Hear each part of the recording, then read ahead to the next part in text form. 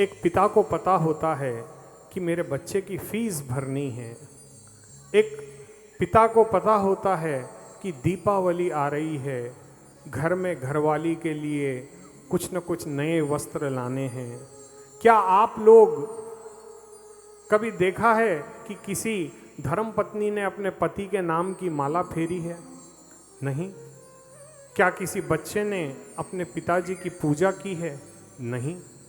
लेकिन भी एक पिता 24 घंटे अपने परिवार के लिए सोचता है, क्योंकि वो जानता है कि ये लोग मेरी शरण में हैं। किस में हैं? शरण में। देखिए, भक्ति में और शरणागति में बहुत अंतर है।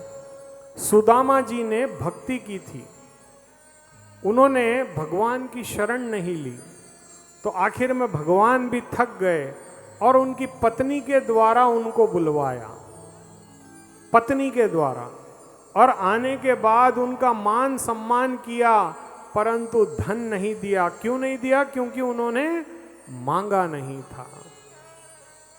उनको धन की बहुत आवश्यकता थी, परंतु मित्रता में उन्होंने ऐसा समझा कि मैं धन कैसे मांग लूं। तो मेरे गोविंद ने क्या किया? अपनी भाभी की लाज रखने के लिए, क्योंकि उनकी पत्नी ने उनसे विनती की थी कि हे नाथ, ये आपके पास आएंगे तो जरूर, परंतु कुछ मांगेंगे नहीं, तो आप कृपा दे देना इनको।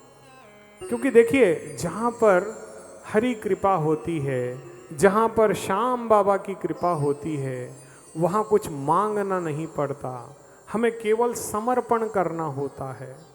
और आज कलयुग की सबसे बड़ी ये विडंबना है कि हम भगवान को अपना समर्पण नहीं कर रहे हैं। बाबा श्याम की ये कथा हमें समर्पण सिखाती है, त्याग सिखाती है। धन्य है हमारी ये भारत की महिलाएं। आज भी यदि हमारा सनातन धर्म सुरक्षित है तो हमारी इन माताओं और बहनों की वजह से है, क्योंकि हमारी ये माताएं बहनें आज भी अपने सर पर टीका लगाती हैं, आज भी मंगलसूत्र धारण करती हैं, सारे व्रत, सारे त्योहार ये बड़ी ही श्रद्धा के साथ करती हैं।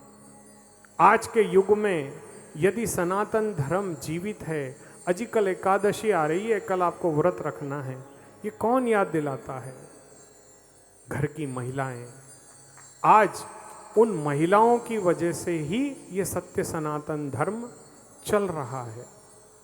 आज हम उन्हीं महिलाओं को मजाक बना के रख दिया है। कई बार ऐसा देखते हैं, कई मीम्स खोलते हैं तो जितने भी चुटकुले हैं ये सारे महिलाओं पे बनाया जाता है, कभी इनके बारे में अच्छा नहीं बताया जाता।